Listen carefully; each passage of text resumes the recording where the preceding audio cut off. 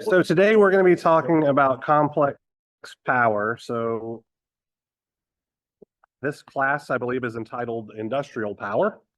So we're finally getting into the relationships that you guys should be interested in. Okay, so before we get into complex power relationships, I need to introduce the concept of an effective value. Normally, I would do this with a bunch of math, but for you guys, I'm not going to bother with that so much. So I'm just going to ask you guys a couple of simple questions, and I'm going to attempt to draw a very terrible picture here of simply an outlet here in the United States. Actually, let me move this down so I can draw stuff on top of it.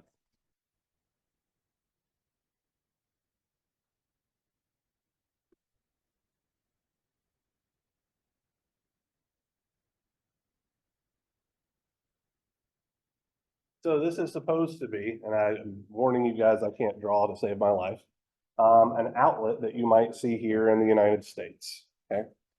In an outlet like this, we might see a couple of different conductors.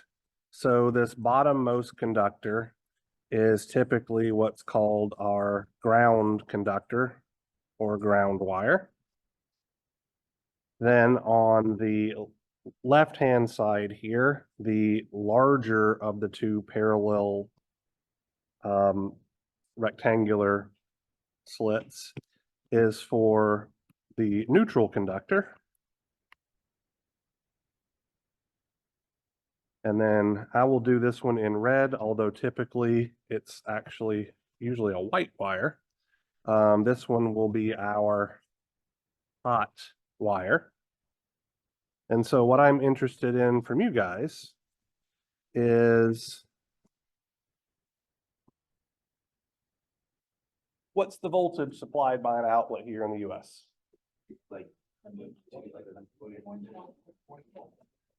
So I've heard a couple of people say different things. At least some of you got it correct in as much as you said 120.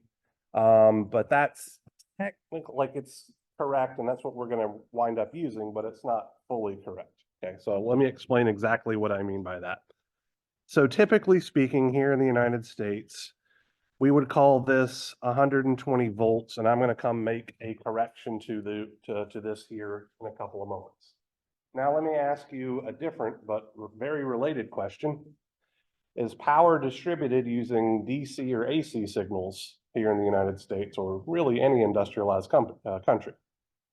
It's an AC. So what does that 120 volts right there represent? Because 120 volts is a DC quantity, but we know that these outlets are giving us AC power, right? So it's not the maximum, actually. That's a good guess. So if we were to hook up an oscilloscope to it's not the average either, but that's also a good guess, and they're related. I see Ron over there laughing. So if we were to hook up an oscilloscope to this thing and measure the voltage as a function of time, it would actually look like 120 square root of 2 times the cosine of 120 pi t plus some phase angle that is dependent on when we start measuring. The 120 volts is the effective value of that sinusoidally varying signal.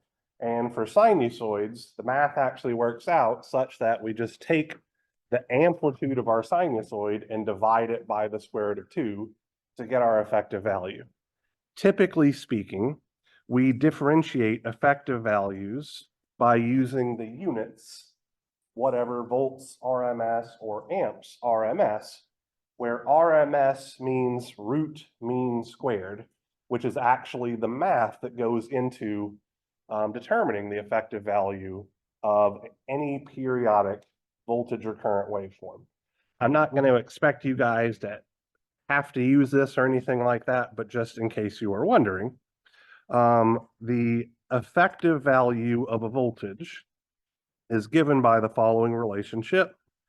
the square root of 1 over the period of our periodic signal multiplied by the integral of our periodic signal over exactly 1 period times the square of the voltage signal. So this is where the units RMS come from. Current's going to be a similar thing here. I effective 1 over t integral from 0 to t of I squared dt, like so. So RMS, or root mean squared, literally means we're taking the square root of the arithmetic mean, which is just a fancy math word for average, of the square of our AC signal. And these are going to come out to be the magnitude of our sinusoidal voltage over root 2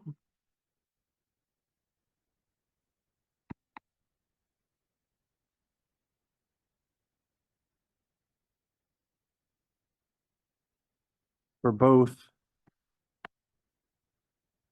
our voltage relationship and our current relationship.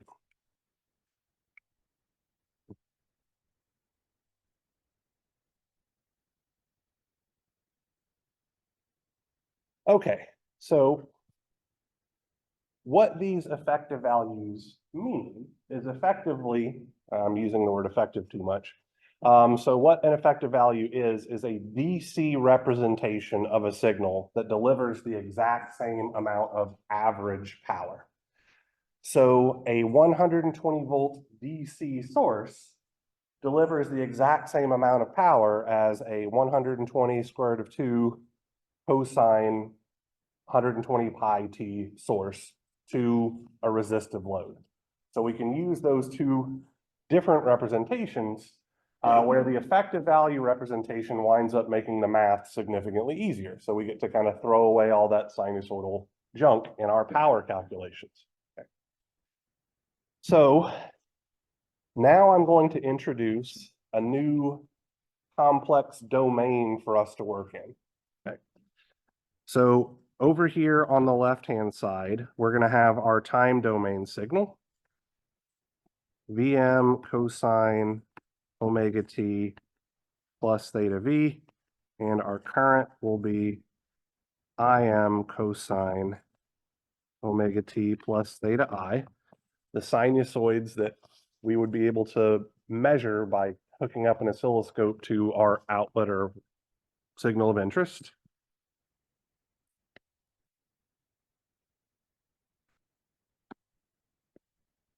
And we know that we can convert these into phasors, where our phasor voltage V is just Vm angle theta V, and our phasor current I is just Im angle theta I. So this is the frequency domain.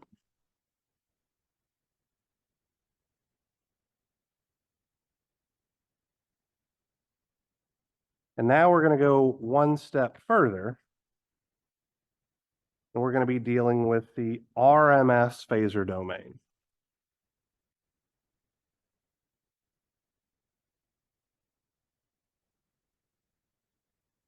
And it's the RMS phasor domain where all AC power calculations occur, okay?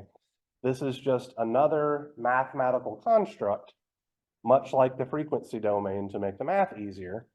And in the RMS phasor domain, we wind up using effective values for our sinusoidal signals because, once again, it's just getting rid of weird coefficients that pop up in odd places because of the math that's involved, okay? So I'm going to designate an RMS phasor by putting a tilde over the V or a tilde over the I so that I differentiate that from a traditional voltage or current phasor, right? So V with a tilde over it is an RMS voltage phasor. I with a tilde over it is an RMS current phasor. And we are going to go from phasors to RMS phasors simply by dividing our phasor by the square root of 2.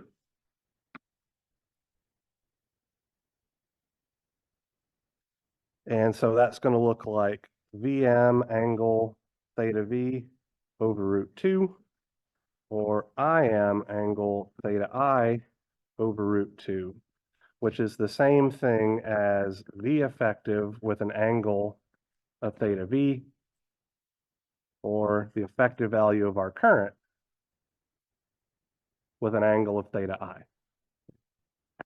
You'll be able to differentiate which domain you're in a homework problem, test problem, and all that kind of stuff, simply by looking at the units. If the units are in volts and you have a phasor, you're in the frequency domain. If the units are in volts RMS, then you're in the RMS phasor domain, okay? The only thing you have to do to go from the frequency domain to the RMS phasor domain is just divide the magnitude by the square root of 2. Okay, so complex power.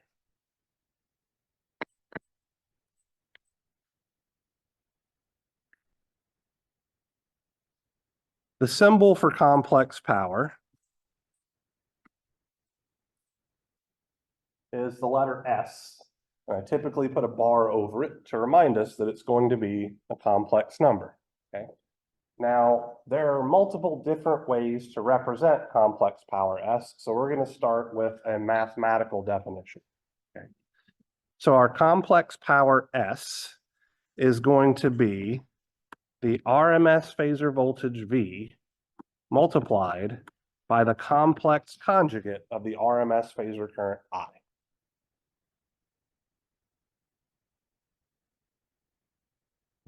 So we know that power should wind up being volts times current. So we have something similar to that. We wind up having the conjugate of the current here because that's what's going to make the math work out nicely. Okay. So because the complex power is the product of two different complex numbers, the complex power in and of itself is a complex number. So we can represent this complex number as either a rectangular form complex number or a polar form complex number. So we're going to start with the rectangular form complex number. So if I were to multiply those things out, I would get V effective, which is just the magnitude of our RMS phasor voltage, times I effective, the magnitude of our RMS phasor current, times the cosine of theta V minus theta I, plus J times V effective, I effective, sine theta V minus theta I. Just as a heads up here, I'm going to be hitting you guys with a whole bunch of equations. I expect you to memorize practically none of them, okay? I want to be really, really clear about that. There are going to be, I think, maybe 3 total that you actually need to learn. Most of these other ones, as long as we remember how things are related, we can just get by using those equations and playing with our calculator. All right, so let's look at this thing right here. So in rectangular form, our complex power has a real part and an imaginary part, and each of these parts has a special name. The real part right here is what we're going to call average power.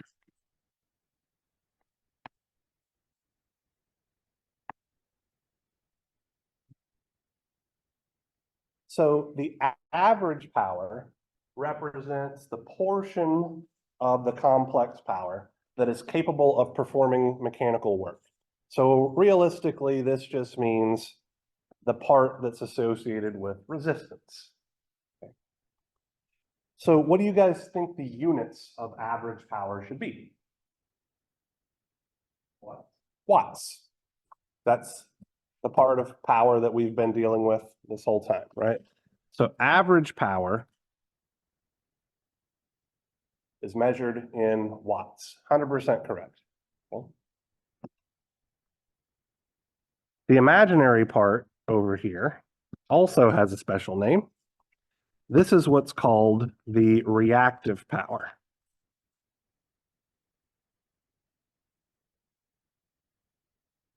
So the reactive power effectively represents temporary energy storage in a system, okay?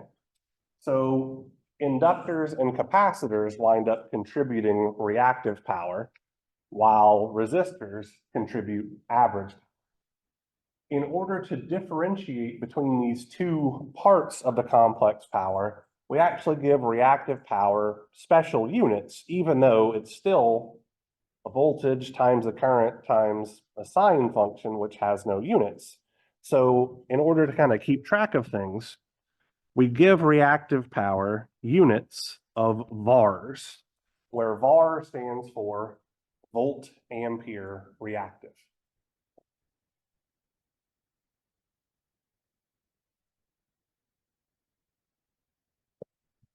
Now we have these two different parts of complex power. So let's talk about the units of complex power as a whole. Once again, just in order for us to be able to differentiate things, we give our complex power a special unit, okay? So our complex power S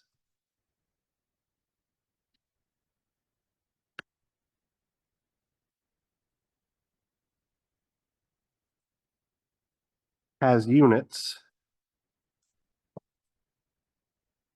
of volt amperes. So complex power is measured in volt amperes, average power, the real part of complex power is measured in watts. Average power is associated with what resistors are doing. Reactive power is measured in VARs, and it's associated with what capacitors and inductors are doing. And we add those two parts together to get our complex power. Okay. So we can also express our complex power as a polar form complex number, okay? Where that would be V effective times I effective with an angle of theta V minus theta I.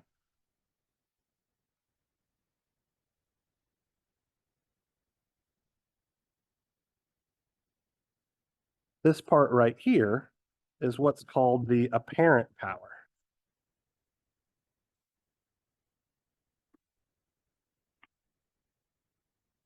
The apparent power is nothing more than the magnitude of our complex power. Okay? So because complex power is measured in volt amperes, apparent power is also measured in volt amperes. And then this angle also has a special name. And we call this our power factor angle.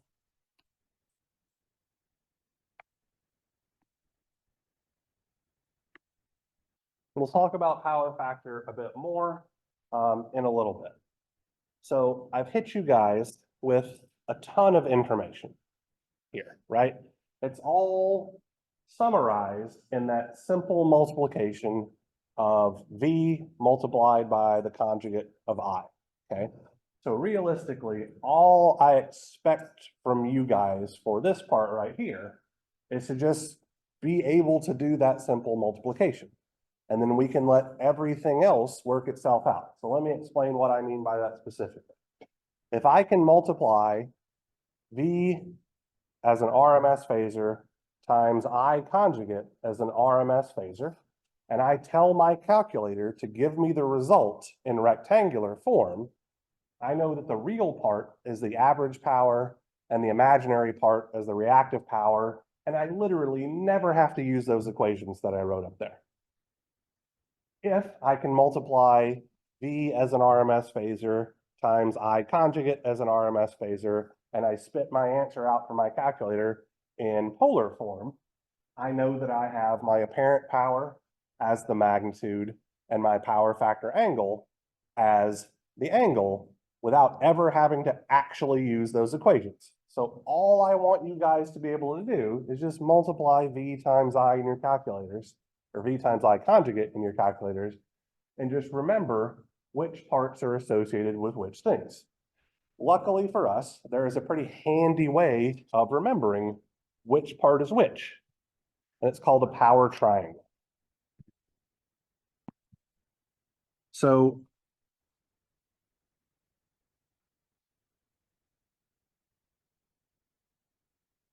a power triangle is just a graphical representation of all of those relationships, okay? So let's say that I have some complex power S. So this is my real axis on a complex plane. This is my imaginary axis on my complex plane. And let's say, just for the sake of argument, that this vector right here represents S. And this is, by definition, V times I conjugate.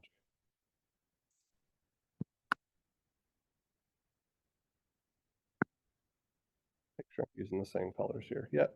Okay. So the projection of S onto the real axis is just the average power.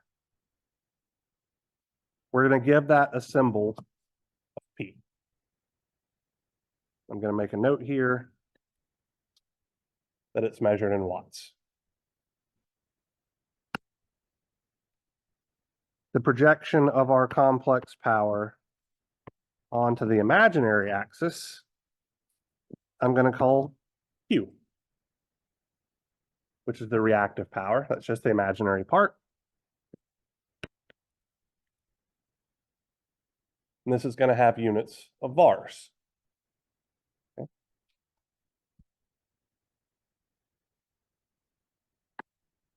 The length of this vector is the magnitude of complex number S, representing the apparent power. And so it's going to have units of volt amperes. And then the angle formed, measuring from the real axis up to our complex power, is our power factor angle, theta S. So we can see that our complex power is just P plus JQ in rectangular form, or the magnitude angle theta S. So this little diagram right here literally contains all of the information from those equations that I developed previously. So if you understand how this triangle works, which part corresponds to which portion of the complex power, you never have to use any of those equations from up top, except V times I conjugate.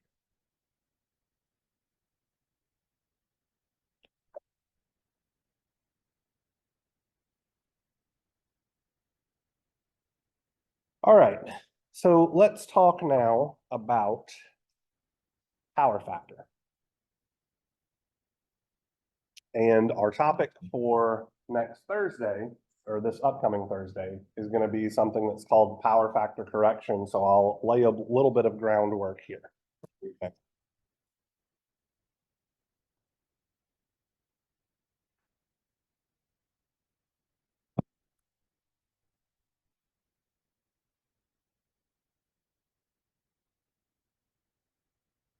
So I'm going to start with a little bit of background information. Okay. P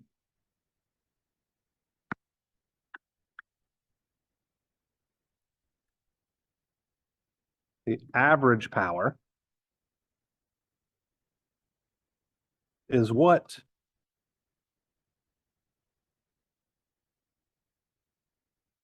consumers pay for. So whenever you or your parents or whoever receives a bill from the electric utility company, they're just taking the average power that you're consuming at any given point of time and then multiplying it by the total time elapsed in a month.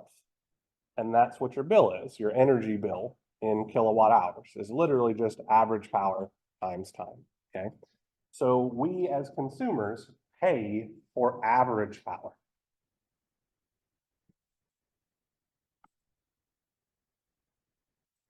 The apparent power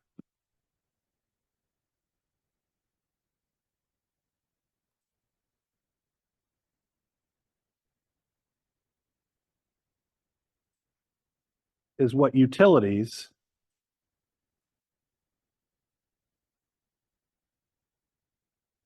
pay to generate. Okay? So that's effectively what the electric utility is sending out. The electric utility would prefer that those two quantities were as close to each other as possible, because if they're not, they're wasting money, right? Let's say that they create or generate 1,000 volt amperes of complex power or apparent power, but we as a consumer only pay for 800 watts. There's some leftover bit that isn't getting paid for that was generated, right? So that is effectively losing the electric utility money in the long term, okay? Now let me talk about what I mean specifically by them having to pay to generate this, okay? So an electric utility generates electricity in a number of different ways, right? You have like hydroelectric plants and all of that kind of good stuff where you pay for installation costs and then they kind of just generate electricity until things wear out.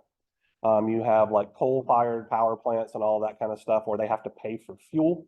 So they pay for all of this fuel in order to heat up water, to turn it into steam, to turn a turbine, which in turn generates electricity. They also have to pay for the infrastructure costs, like the cables that take power from the generation plant to substations, which eventually make it to transmission and distribution stations and get to our homes. So there's a lot of cost involved there. And so anything that they can do to minimize their cost, they're going to try to do it because they're a business and their job is to make money. It's also to provide us with electricity, but mostly it's to make money. Okay? So power factor, PF, is simply the ratio of average power to apparent power, okay? If we look up here at our relationships for average power, V effective times I effective times cosine theta V minus theta I, and we divide that by our apparent power, V effective times I effective, all we're left with is just the cosine of theta V minus theta I. So this is a different way to look at what our power factor is. Okay.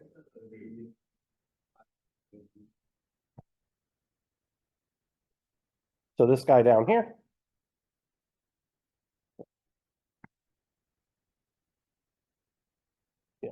so the magnitude of the complex power is the apparent power. The angle of the complex power is the power factor angle.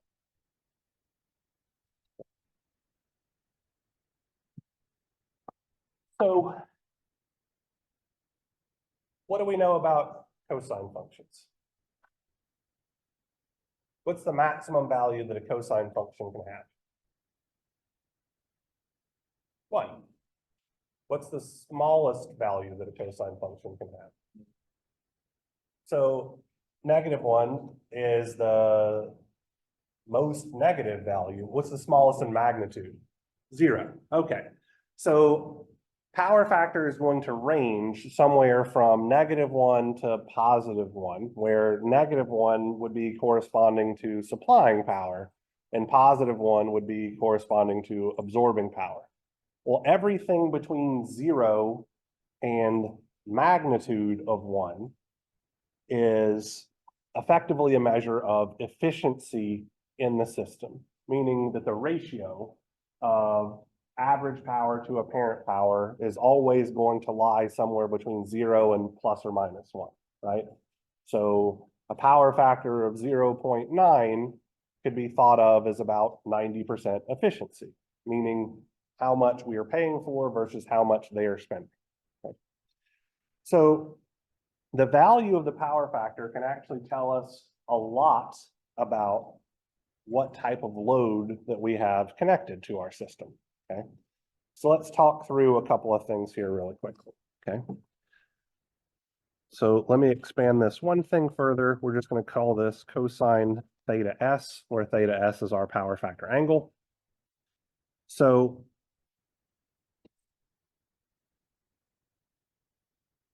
let's look at a couple of different scenarios, okay? So let's say, sorry, erase this.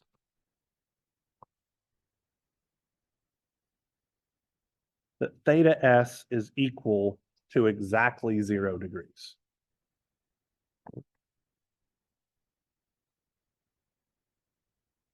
So what would our power factor be if theta s is 0 degrees? What's the cosine of 0? 1, okay. So our power factor is 1. We typically call this unity power factor. And this means that our system is operating at effectively 100% efficiency. Okay. Now, in order for theta s to be equal to 0, that means that theta v and theta I have to be equal to each other, because theta s is simply theta v minus theta I. What type of element do we know of where theta v and theta I are the same?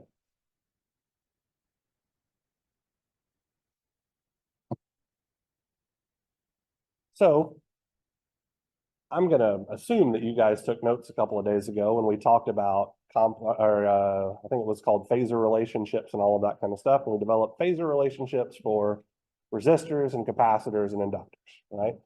So go back to those notes real quick and figure out which one of those three things we wrote down explicitly that theta v was equal to theta I for. Not a capacitor, not an inductor. Process of elimination, we finally hit resistor. I swear to God, it would be easier to just look at your damn notes, but whatever. Okay, so when our power factor is equal to 1, that means that we are dealing with a purely resistive load. Okay. So the resistance is greater than 0. The reactance is exactly equal to 0, okay? So anytime we hook up something that's purely resistive, our power factor is going to be 1. Okay. Now let's say that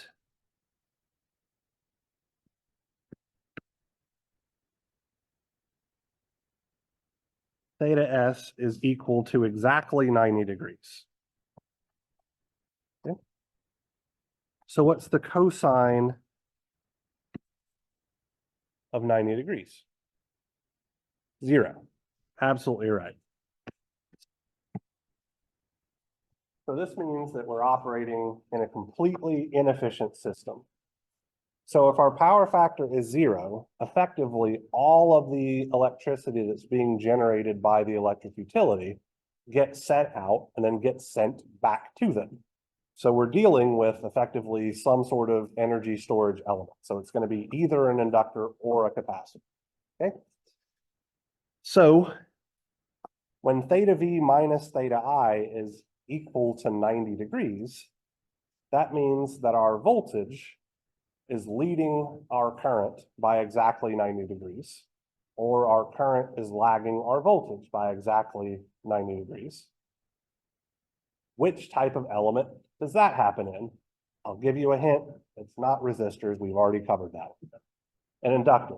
Okay, so 50-50 shot, or you could have looked at your notes. Either way, it's okay. Yep. So this is for a purely inductive load.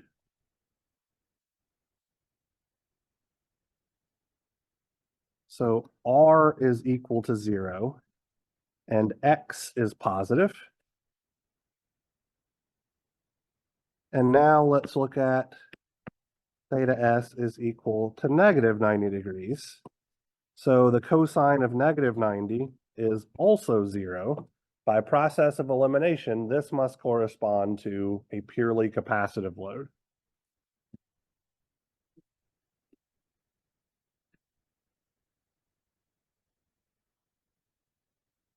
And in a purely capacitive load, the resistance is 0 and the reactance is negative. Okay. So these are 3 special cases. Now we're going to look at more generic cases. Okay. So let's say what happens when 0 degrees is less than theta S is less than 90 degrees. So this means that our power factor is going to range somewhere between 0 and 1.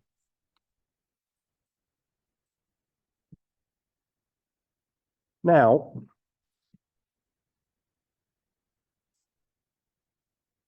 before we add a little bit more to that, I want to talk about what our load must be made of in order for that to happen.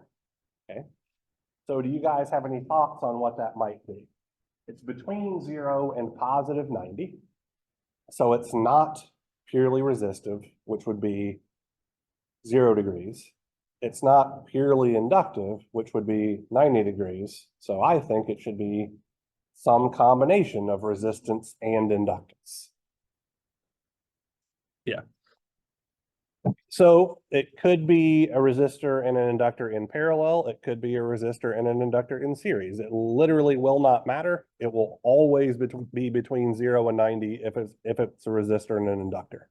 Doesn't matter how they're connected. Okay. So we typically call that just an inductive load. So R will be positive and X will also be positive. Since our phase angle theta S is positive, that means that our voltage is leading our current, or in other words, our current is lagging our voltage. So we typically say that this is a lagging power factor. So whenever we're talking about the concept of leading and lagging in a professional setting, we're always talking about what the current is doing with respect to the voltage. So in a system like this, where our power factor angle is a positive quantity, we have a lagging power factor because our current is lagging the voltage. It is guaranteed to be that way because of the presence of a resistor and an inductor.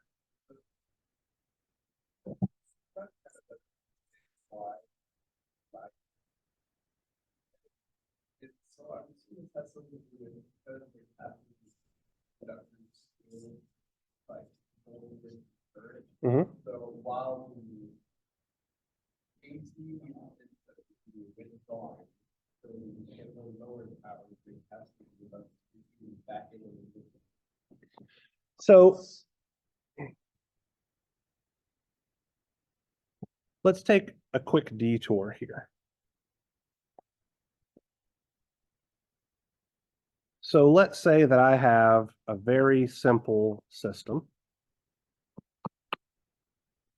where I have a 5 angle 0 degree volt source.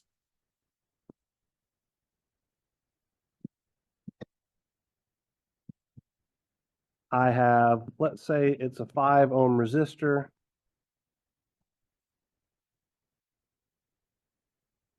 In series with a J5 ohm inductance, okay? Actually, let me redraw this very slightly so it's obvious that both of those two things together make our load. So apologize for making you guys erase things. So 5 ohms and J5 ohms. So this will be the voltage drop across our load. And this is the current flowing through our load, right? So by inspection, what's the voltage drop across our load going to be as a phasor?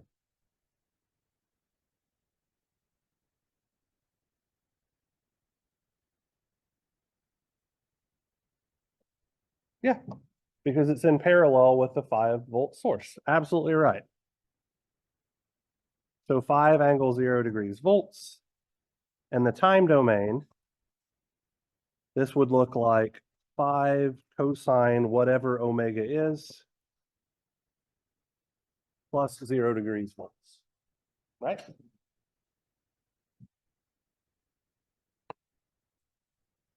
How would we find our load current in this case?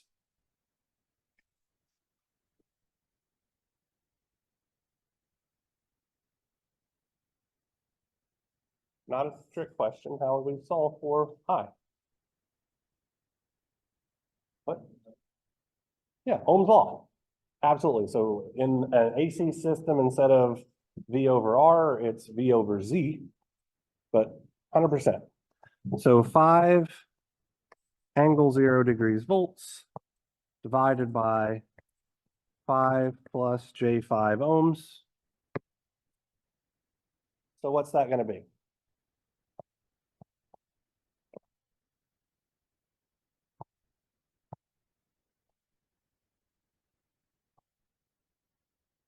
I get 0.707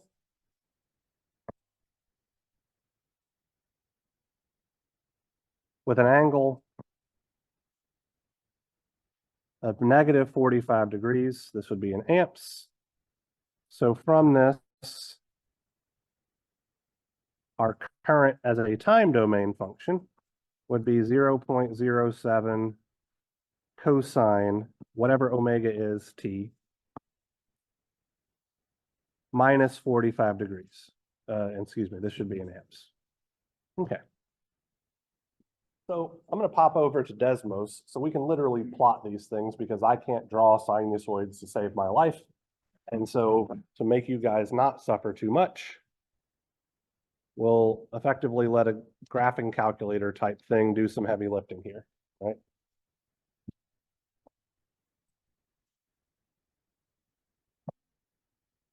Just for the sake of argument, let's say that omega is 1. So our first signal, V, is going to be equal to 5 cosine t plus 0 degrees. This is going to do things in radians, so I'm just going to put a factor of 180 over pi here, just to convert that 0 degrees into 0 radians. I know that it's not going to make any damn difference right now, but it'll make a difference here in a moment when I look at my current waveform. Oops, X. Yeah. So this is what my voltage signal looks like as a function of time. Okay. Now let's do our current.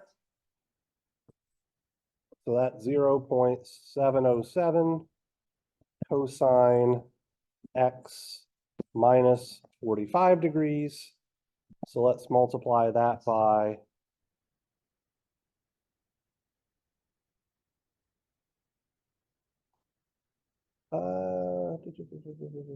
actually, I have that conversion factor backwards. It should be pi over 180. It's just not going to matter for that one.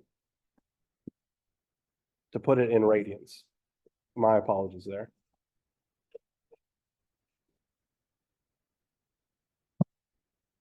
All right, so the red curve is our voltage and the blue curve is our current.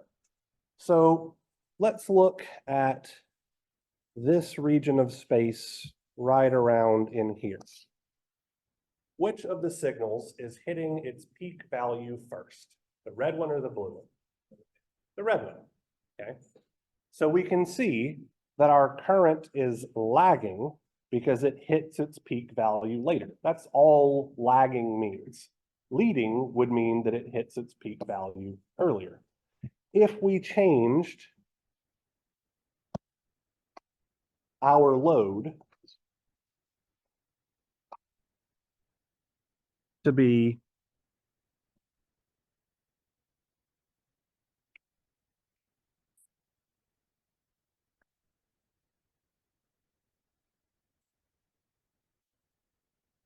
an inductance and a capacitance, and just to make the math really easy, we'll use 5 ohms for the magnitude of each. So our voltage is still going to be 5 angle 0 degrees volts. What's going to happen to our current?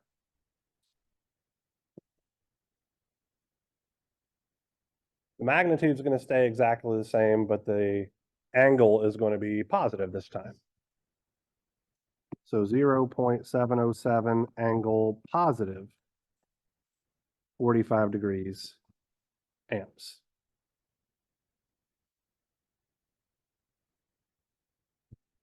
If I were to plot that one, and just for the sake of argument, I'm going to call it I2.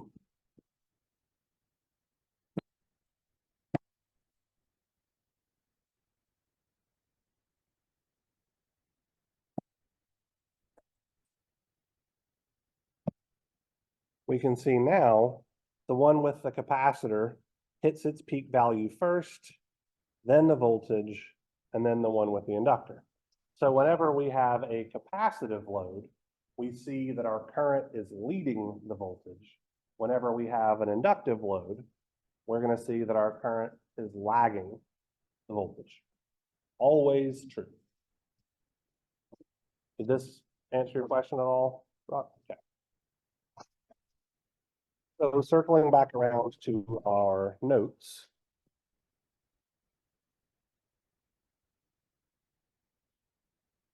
Whenever theta S is between negative 90 degrees and 0 degrees, our power factor is still going to be between 0 and 1, but this situation corresponds to a capacitive load where R is greater than 0 and X is less than 0, and we call this situation as having a leading power factor, because as we just saw a moment ago, our current is leading our voltage.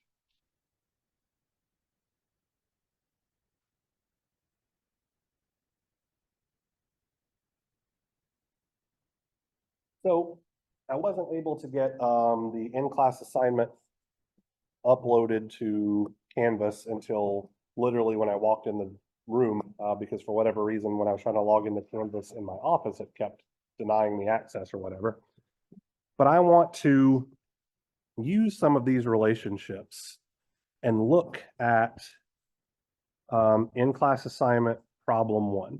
So if you guys want to take a quick, I don't know, 3 to 5 minute break and print it out yourselves, that's great. I can pull it up on here and we can just look at it on here, whatever you want to do. But I'll give you guys a few minutes to go print it out if you choose to do so.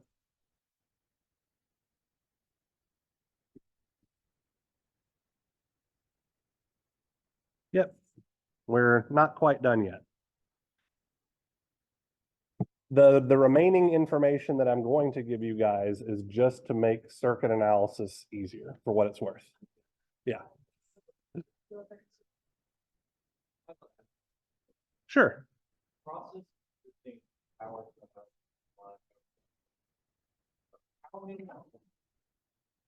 know nothing about Okay, nope, not a problem.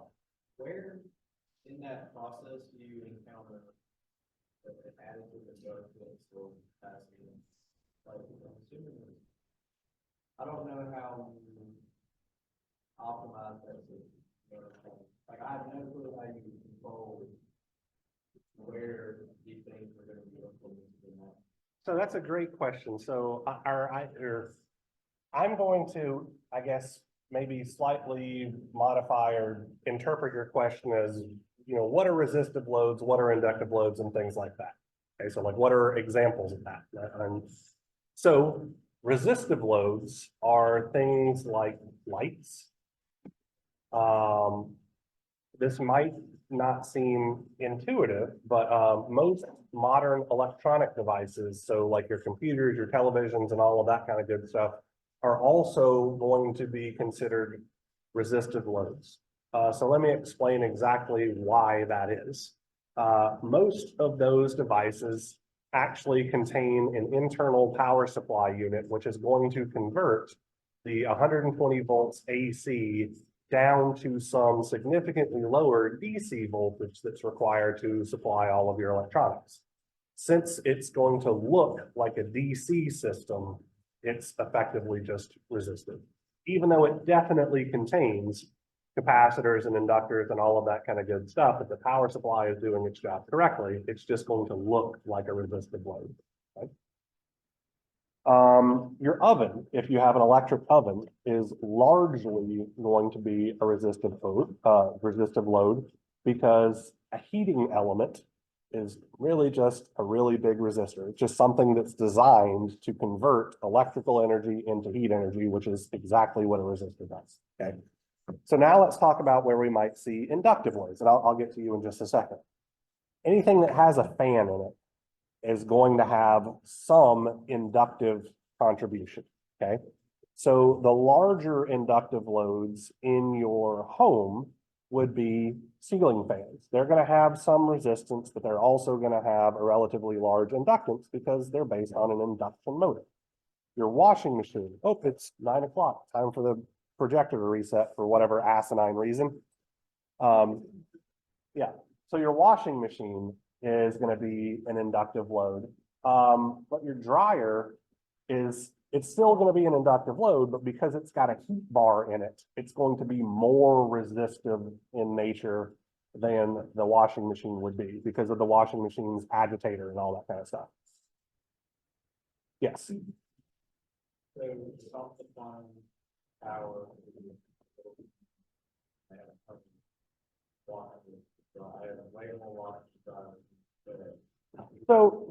So think about a washateria or a laundromat or something like that servicing a small neighborhood.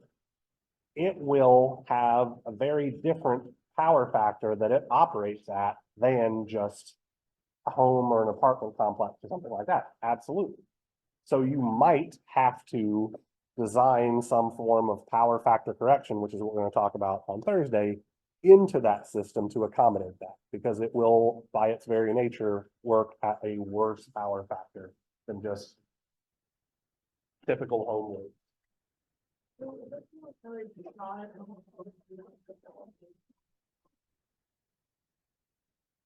So we're going to talk about how power is measured and all of that kind of stuff when we get to three-phase circuits more. Because in truth, power is distributed using three-phase systems and all that kind of jazz. But effectively, you have a watt meter that's outside of your home that is literally measuring the amount of average power and then multiply that by the duration of time, and that's how you get your electricity done. Okay.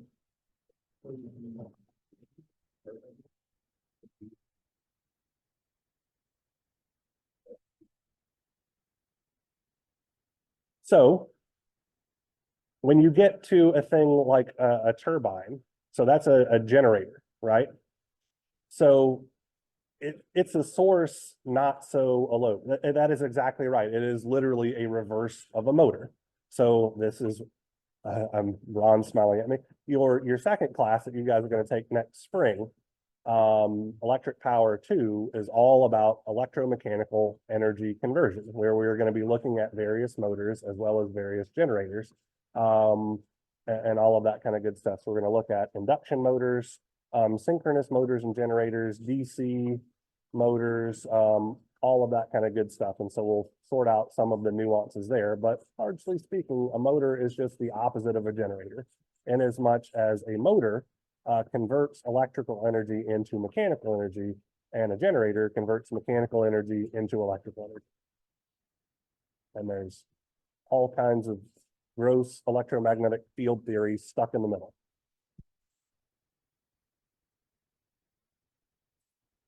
All right. So let's look at this first problem here. Okay.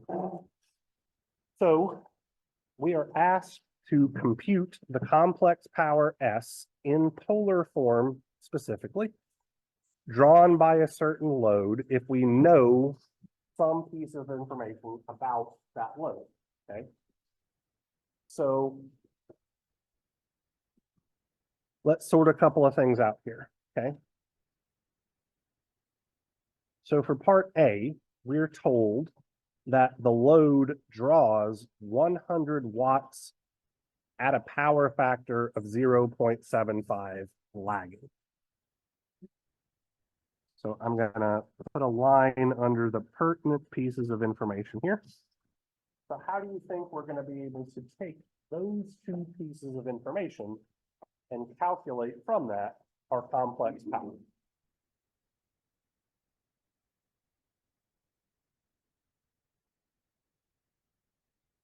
So first, let me ask a slightly different question. If I tell you guys that a load is drawing 100 watts, what type of power is that? Average power, okay. So for part A, we know that our average power is 100 watts, and we know that our power factor is 0.75 lagging. Our ultimate goal here is to determine our complex power. Okay. Our complex power, we might need to know its magnitude and the power factor in it. And if we have those two pieces of information, we can put them together to get our complex power. So how might we use average power and power factor to determine apparent power? Owen, rewrite the power factor equation, 100%. So Owen is suggesting, and he is absolutely correct, that our apparent power could be expressed as average power divided by power factor. Literally just rearranging our power factor expression. And so that's going to look like 100 watts divided by 0.75.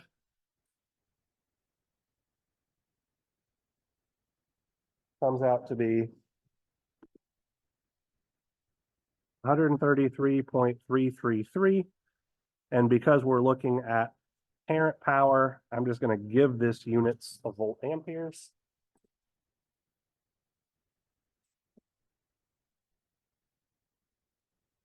How are we going to find our power factor angle? Okay, so inverse cosine of our power factor. So this is going to be the inverse cosine of 0.75.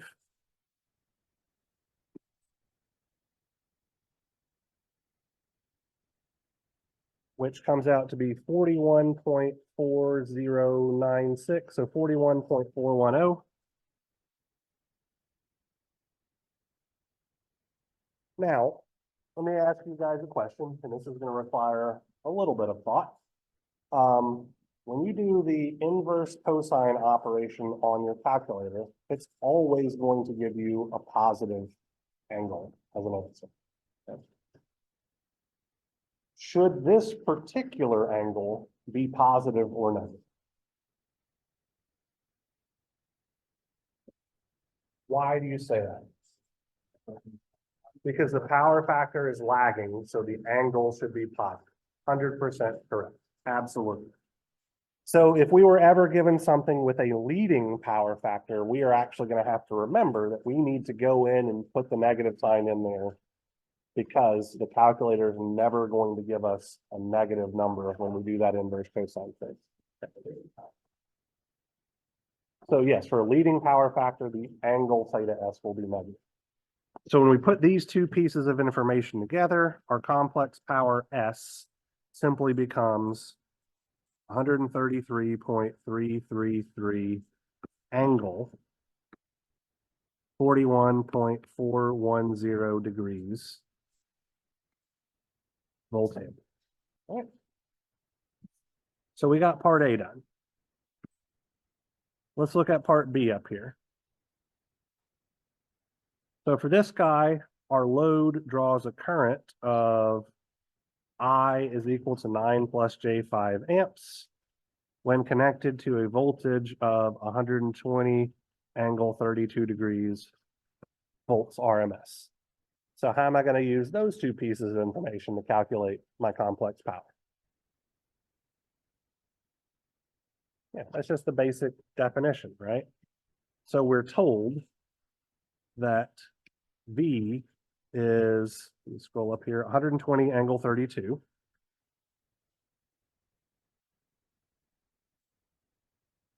And we're told that I was 9 plus J5. So our complex power S is just going to be V times I conjugate, or 120 angle 32 degrees volts.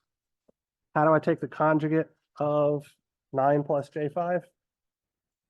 9 minus J5. Absolutely right. Thank you, Sam.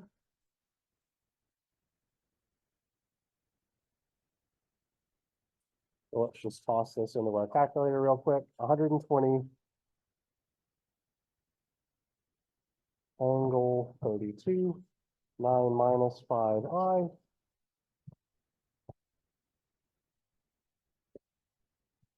$1,235.476 with an angle of 2.945 degrees volt amperes.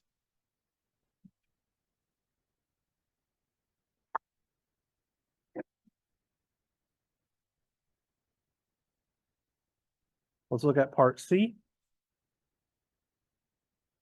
The load draws 1,000 watts and 100 VAR at a leading power factor. Okay, so we got a lot of parts here. Okay. So 1,000 watts is which part of the power? Average power, okay.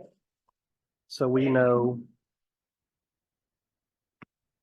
that P is 1,000 watts. 100 VARs, which part of the power is that? Reactive power, okay. So we know that Q has a magnitude of 100 VARs. What should the sign on Q be, given that we're told we have a leading power factor? Negative. Absolutely right.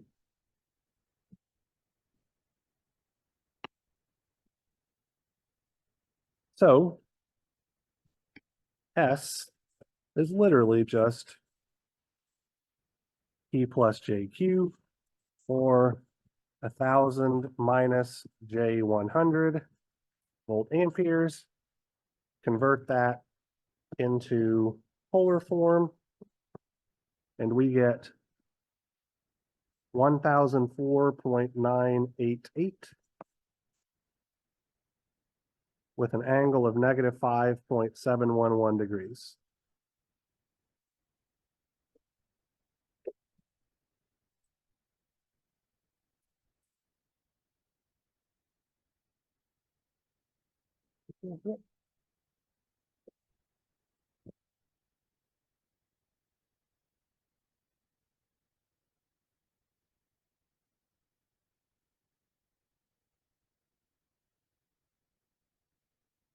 Alrighty, lastly, let's look at part D. So in part D, we are told that our load draws 450 volt amperes at a power factor of 0.65 lag. So what part of the complex power does that 450 volt amperes correspond to? Apparent power, absolutely right.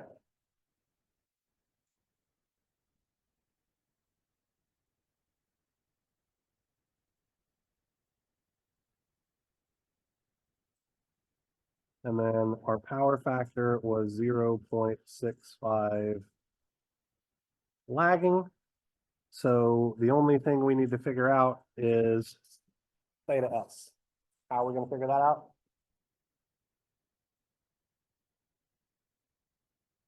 Inverse cosine of the power factor. 100%. Thank you, Caleb.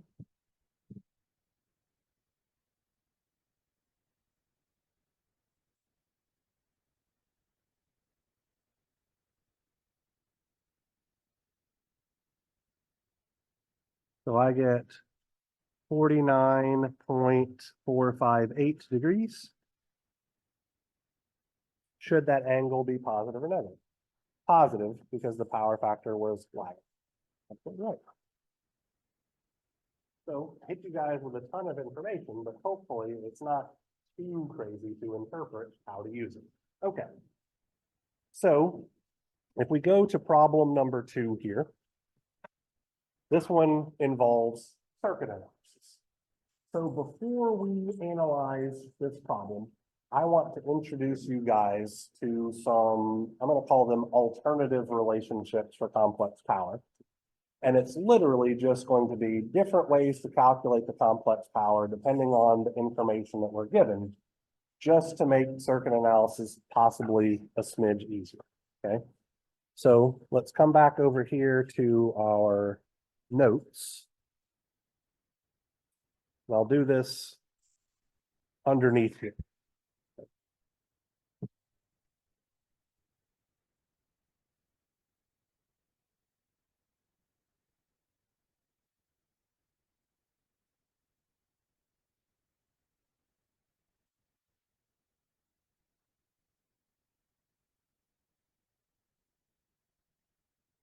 So we know 2 things. Okay? Our complex power is simply our RMS phasor voltage times the complex conjugate of our RMS phasor current. That's our definition or mathematical definition for complex power. We also know that Ohm's law is Ohm's law, meaning that our RMS phasor current times our impedance Z.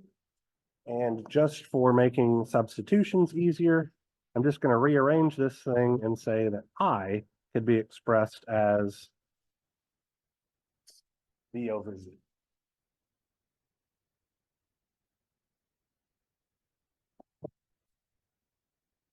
So all I'm going to do here is take my original complex power equation and then simply substitute things in so that I can express stuff in terms of only the voltage and the impedance or only the current and the impedance. That way we don't have to know both the voltage and the current for every single impedance in order to calculate complex power. So I'm just trying to save a little time here. Okay. So we could say that S is V times I conjugate. So let's substitute in this second relationship here and see what shakes out, right? So that's going to look like V times V over Z conjugate. So I'm going to distribute that conjugate. What I mean by that is that if I take the complex conjugate of a fraction, it's going to be the same thing as the conjugate of the numerator over the conjugate of the denominator. And so that's going to allow me to write V conjugate times V over Z conjugate. Do you guys remember what happens when I multiply a complex number by its complex conjugate?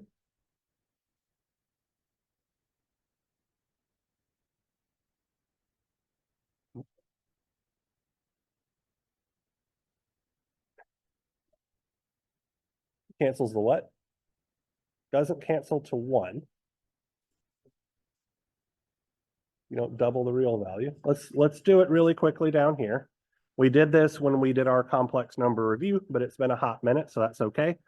So let's say that I have a complex number A as magnitude of A angle theta A. A conjugate would be the magnitude of A angle negative theta A, right? So if I multiply A by A conjugate, I'm going to get the magnitude of A squared. So whenever I multiply any complex number by its conjugate, I just get the square of the magnitude. Okay. So this is just going to be the effective voltage squared. I don't need a phase angle at all, just the magnitude, divided by the conjugate of the impedance. So if I know my impedance, I only need to know the magnitude of my voltage in order to calculate complex power. Okay? That can be pretty handy. We can go the other way around.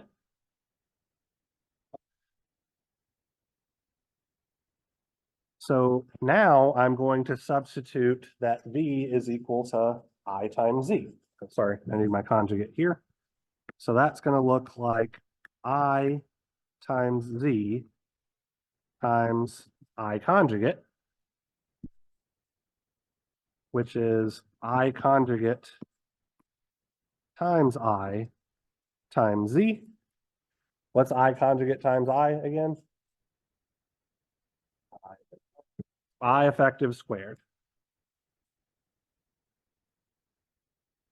times the impedance. And there's no conjugate on the impedance for this relationship.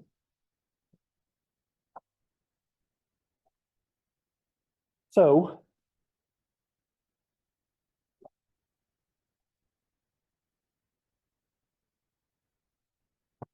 yep. And the DC relationship is V squared overall, but because we're dealing with impedances and stuff, it winds up having a conjugate down there, but it's effectively it's not the same relationship, but it's incredibly similar, which is the point of using effective values. If we didn't, it wouldn't come out looking so much like the DC stuff. So we can take these two relationships and we can actually make our circuit analysis less cumbersome because we don't need to know as much information in order to calculate our complex power for various impedances. So let's take a look at this problem right here, right?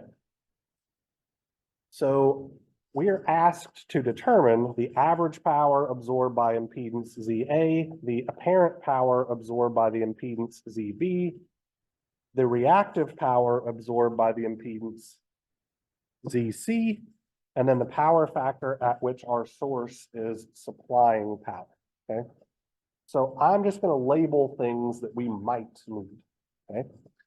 So to calculate the complex power absorbed by the impedance ZA, we might need the RMS phasor voltage drop across ZA. We might need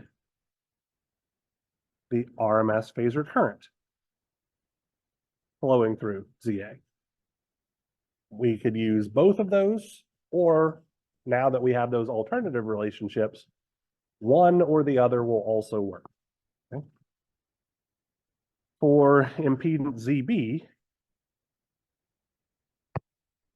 we might need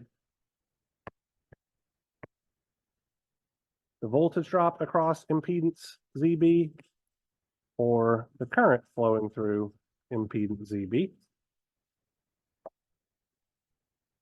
For impedance ZC, once again, we might need the voltage or we might need current. And to calculate our power factor at which our source is supplying power, I need to know the current that's flowing into the negative polarity terminal. So I'm just going to label this guy right here as IVS.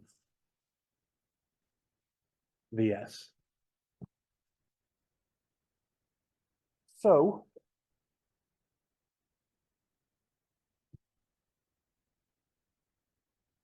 I have 7 different pieces of information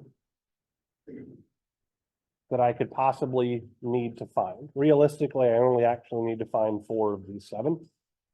Because for any of those impedances, I really only need the voltage or the current. I don't need both. So somebody tell me how you think we might be able to solve for literally any one of those 7 pieces of information.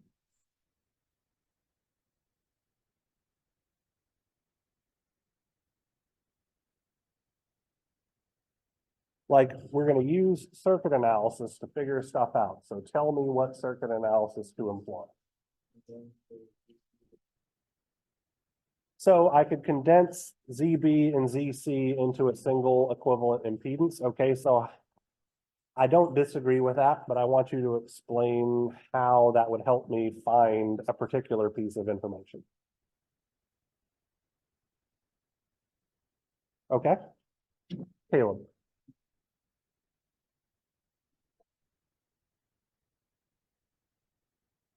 Okay. Okay. So what Caleb and Mark are suggesting is find the equivalent impedance of ZA, ZB, and ZC, and that will allow us to find the current that's flowing through the whole system. Okay, I agree with that. What's the current flowing through the whole system on this diagram? IVS, but it would also be IA, right? Those are the same currents because they're both flowing in series along the same path, okay? So what is being suggested, just to clarify things here, is that IVS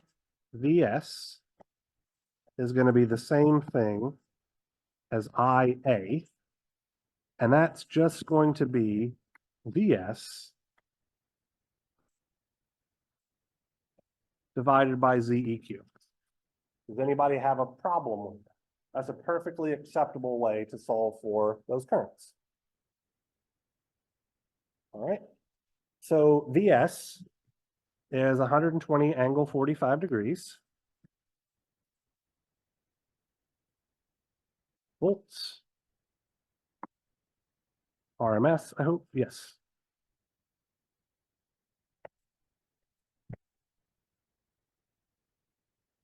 What's ZEQ going to look like? So I'm not expecting a number here, just tell me how the things are connected and we'll worry about the numbers in a moment. So ZB and ZC are in parallel. How is ZA connected to that parallel connection? In series, okay. So ZA plus ZB times ZC over ZB plus ZC. Absolutely right. So ZA was 2 angle 15.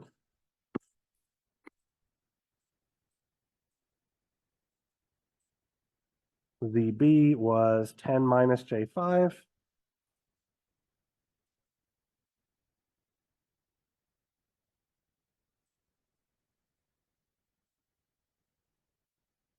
And then ZC is 8 plus J6.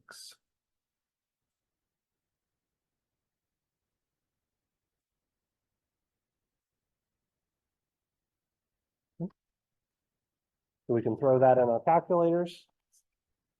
I am going to be as lazy as I can possibly be.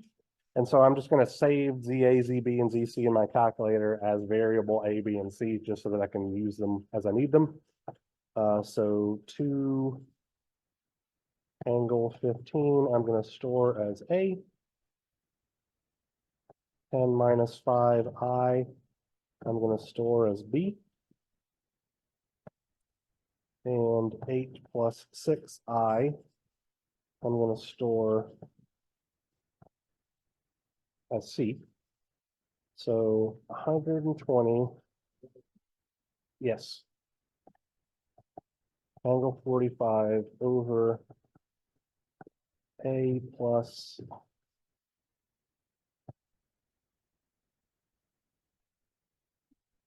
lesser B times C over B plus C.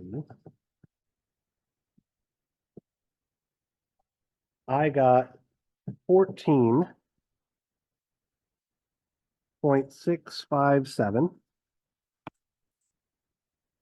angle 35.957 degrees.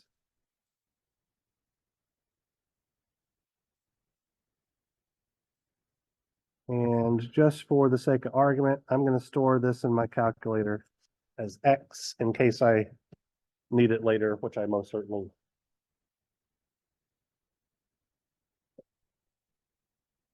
No, that is the current flowing out of the positive polarity terminal of the voltage source, which is the same thing as the current flowing through impedance ZA.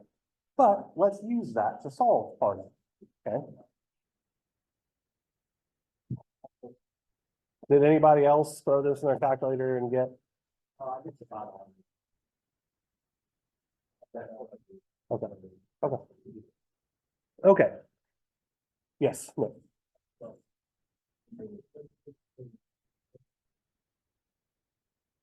Yes. They'll take literally.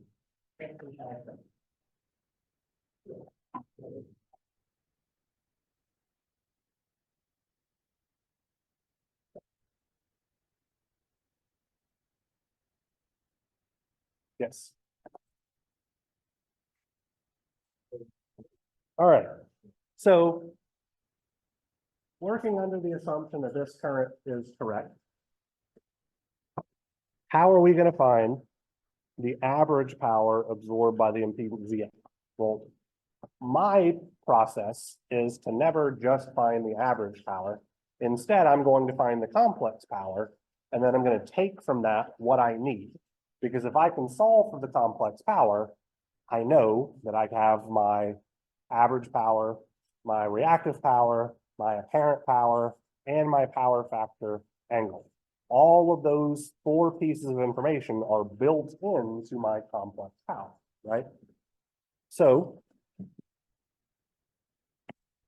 the complex power absorbed by impedance ZA is going to be the magnitude of the current flowing through ZA squared times ZA. That's my I effective squared times ZA, where I effective is nothing more than the magnitude of the current, right? So that's going to look like 14.657 amps RMS. Sorry, I forgot the RMS over here. Squared times my ZA of 2 angle 15 degrees ohms. So let's see here. In my calculator, the magnitude of what I have stored as X squared times what I have stored as A gives me 429.629 angle 15 degrees volt amperes in polar form.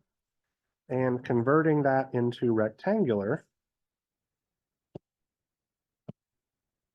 I get 414.989, so let's call that 990 plus J 111.196.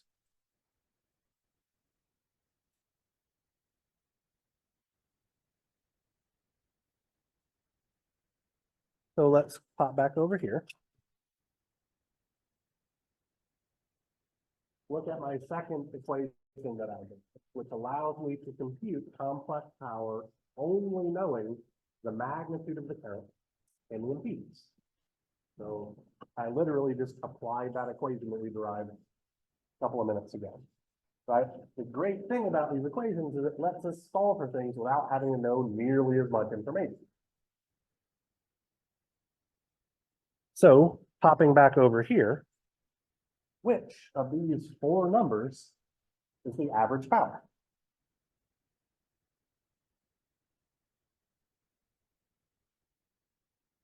$414.990. Absolutely right. So this guy right here is my average power. So PA is simply 414.990 watts. Now, how did you know that the 414.990 was the average power? Yeah, it's the real part of the complex power. So, which was covered in the notes. So I'll take your answer. All right. So let's think about things here. So now that I know what my current IA is, or my current IVS, how could I solve for either IB or ZB or IC or ZC?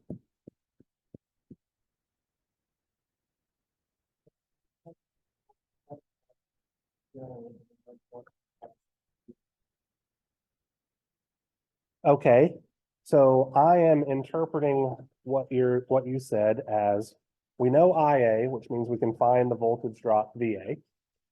And then we could do Kirchhoff's voltage law to find ZB and ZC since they're the same thing. So effectively what we're doing is we are starting a KVL equation here and going around this path. So starting from this bottom node and ending at that bottom node. So just for argument's sake, we could say that VS is equal to VA plus VB, with the understanding that VB, oh, oops, I put Z's here instead of V's because I was not paying nearly enough attention. My apologies for that.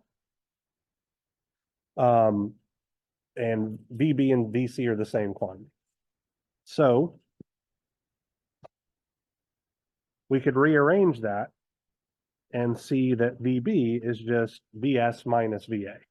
Okay, so let's put that down here.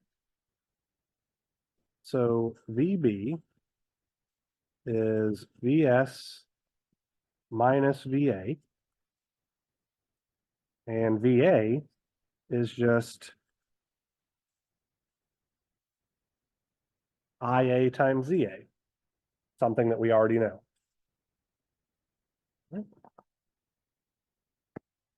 So that's going to look like 120 angle 45 degrees minus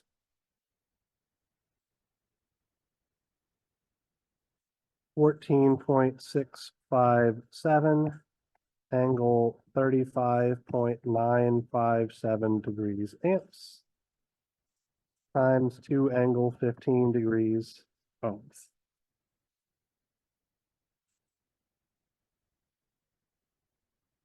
So here that's 120 angle 45 minus what I have stored in my calculator is X times what I have stored in my calculator is A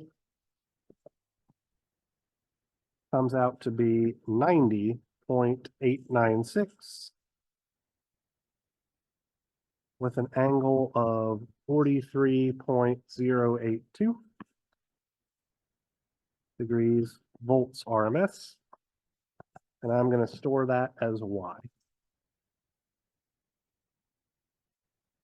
And just to make a note here, that's also VC because, what was your name again? I'm sorry.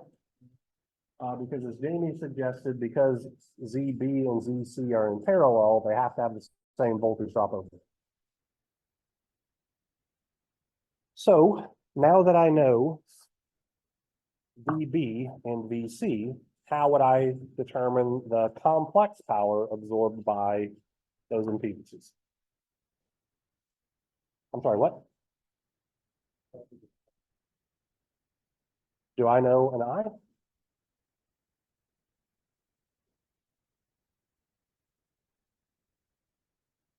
So sorry, I'm looking at the wrong thing here. Oops. Why don't we use that one?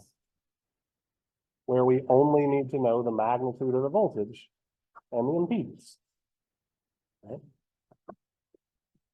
So, running out of room here, but I think we'll be able to be okay. So SB is just going to be the magnitude of VB, squared divided by VB conjugate. SC would be the magnitude of VC squared over ZC conjugate. And because I have that stuff stored in my calculator, I'm just going to use that instead of explicitly writing everything out because I'm running out of room here. So that's going to look like the magnitude of what I have stored in my calculator as Y squared divided by the conjugate of what I have stored in my calculator as B. I got 738.985 with an angle of negative 26.565 volt amperes in polar, or 660.968 minus J 330.484. And then I'll go ahead and do SC on the other side there. So let's see. So the magnitude, what I have stored is Y squared over conjugate of what I have stored as C.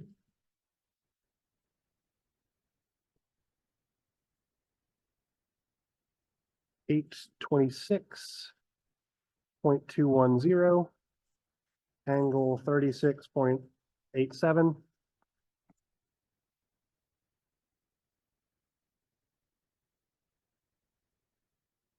And in rectangular form, that would look like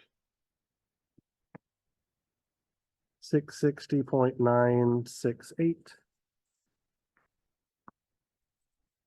plus J 495.726.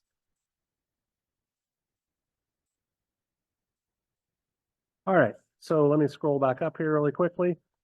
For part B, we wanted to determine the apparent power absorbed by the impedance ZB. So which number is the apparent power?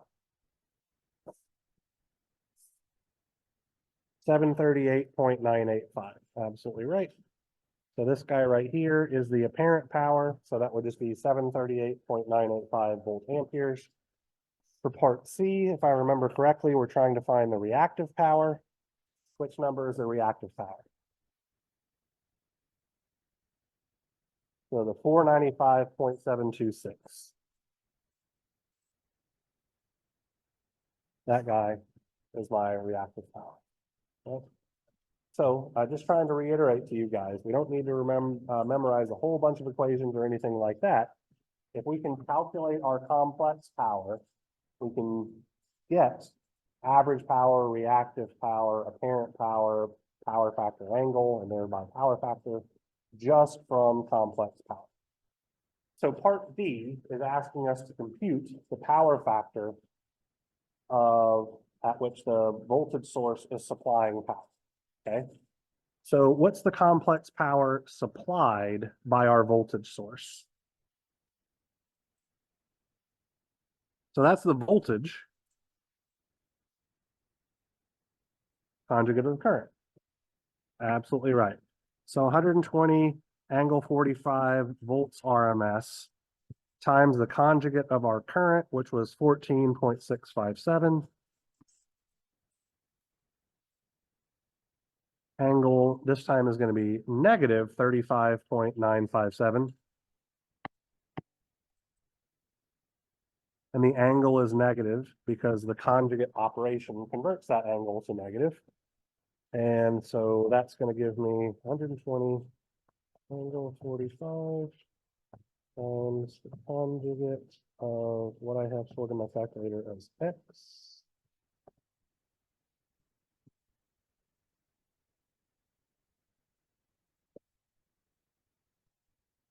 1758.787 angle 9.043.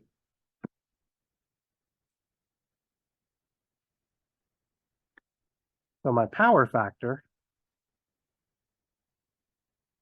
is just going to be cosine of that 9.043 degrees.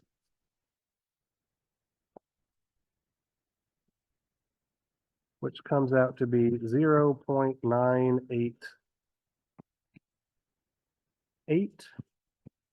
Is that power factor going to be leading or lagging? Lagging. Why? Because the angle was positive. Absolutely right.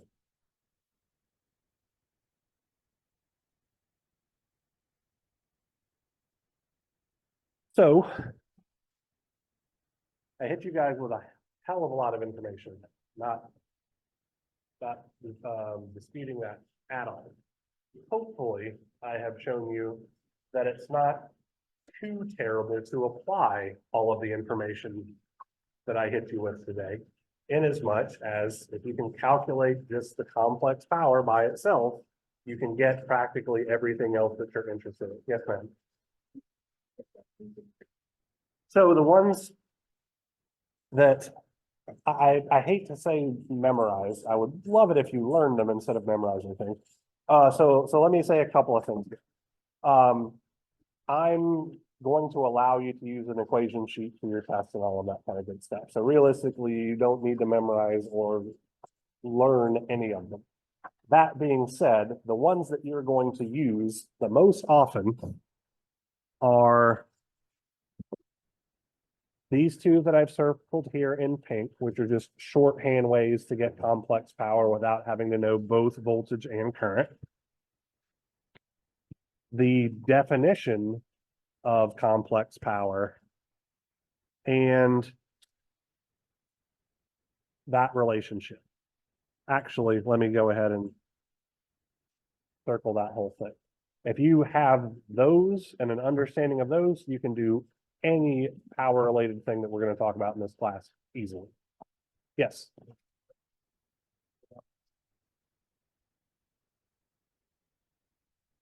Mhm.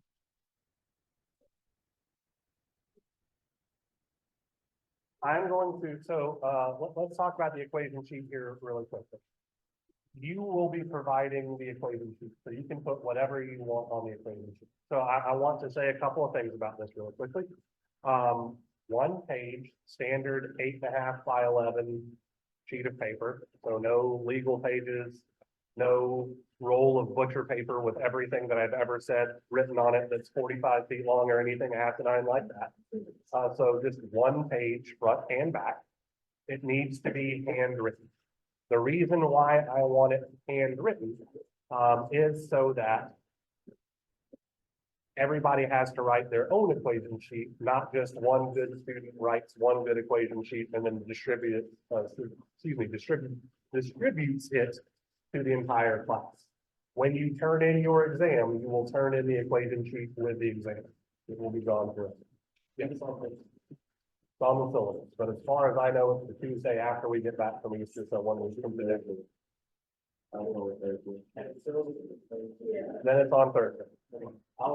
Whatever the syllabus says, we're close.